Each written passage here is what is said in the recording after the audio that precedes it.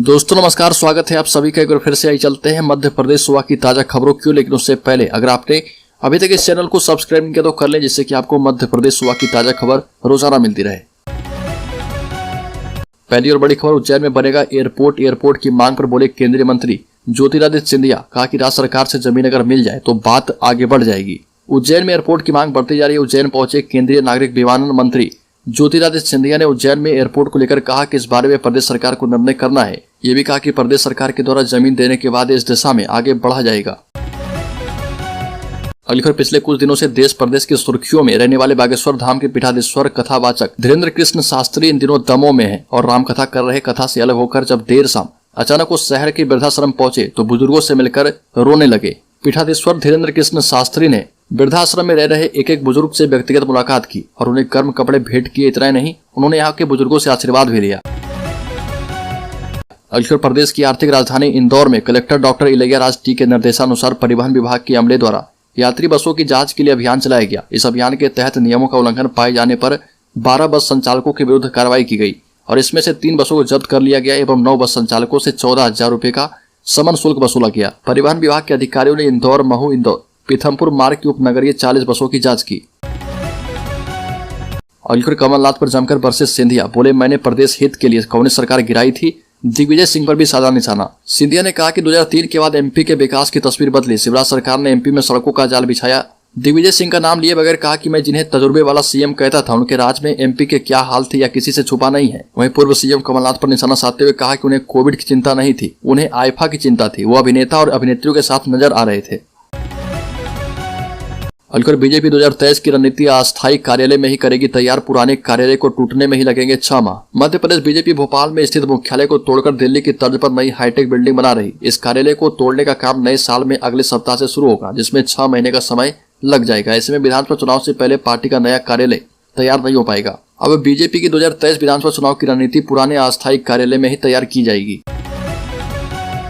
अलीखुर love जिहाद के खिलाफ निर्णायक लड़ाई लड़ने की तैयारी में है बीएचपी। हर राज्य में सख्त कानून बनवाने चलाएगी मुहिम। मध्य प्रदेश समेत पूरे देश में लव जिहाद के मामले बढ़ते जा रहे हैं। इसको लेकर विश्व हिंदू परिषद अब आर पार की लड़ाई लड़ने के मूड में आ गई है। विश्व हिंदू परिषद अब अभियान चलाकर और मतांतरण के संवेदनशील क्षेत्रों को चिन्हित करेगी, जहाँ मतांतरण और लव जिहाद के मामले अधिक हो रहे और इनकी विशेष निगरानी की जाएगी और ऐसे इलाकों में प्रमुखता से घर वापसी अभियान भी चलाया जाएगा।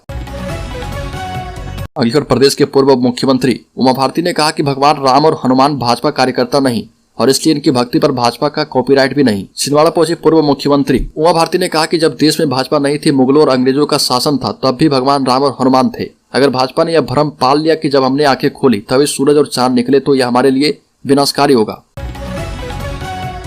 अलीगढ़ करनी सेना इस बार नहीं बिगाड़ पाएगी बीजेपी का खेल। शिवराज सरकार ने तैयार किया है खास प्लान। करनी सेना एक बार फिर से चुनाव के पहले 21 सूत्री मांगों को लेकर मैदान में उतरने की तैयारी में है। करनी सेना के एक धड़े ने 8 जनवरी को भोपाल के जम्बूरी मैदान में बड़ा कार्यक्रम करने की तैयारी कर ली है। करनी सेना लाखों लोगों की भीड़ जुटाकर आरक्षण और atrocity act, SC/ST act, EWS और दूसरे मुद्दे को लेकर हल्ला बोलने की तैयारी में है। हालांकि करनी सेना के 8 जनवरी को भोपाल में होने वाले आयोजन की हवा निकालने के लिए बीजेपी ने पहले से ही प्लान तैयार कर लिया है। करनी सेना के एक धड़े ने बीते दिनों मुख्यमंत्री शिवराज सिंह चौहान से सीएम हाउस में मुलाकात कर 21 सूत्री मांगों का ज्ञापन सौंपा और माना जा रहा है कि सीएम शिवराज सिंह चौहान आने वाले दिनों में बड़ा ऐलान कर सकते हैं। मतलब साफ है कि 2023 के चुनाव में बीजेपी करनी सेना की नाराजगी को खत्म करने के प्लान में है। अलीगढ़ बीजेपी को हराने मैदान में उतरेंगे लोधी समाज। उमा भारती से फ्री हैंड मिलने के बाद लोधी समाज ने भी स्टैंड लेने में देर नहीं लगाई। जिस समय राजनीतिक दल 2023 में जीत के लिए रणनीति तैयार कर रहे हैं, तब लोधी समाज सियासी दल की तरह विधानसभा स्तर पर पूरा नेटवर्क तैयार कर चुके हैं। लक्ष्य एक ही है कि हर कीमत पर विधानसभा चुनाव में बीजेपी को हरा देना है। चुनावी साल में लोधी समाज के सियासी स्टैंड से बीजेपी में खलबली मच गई है।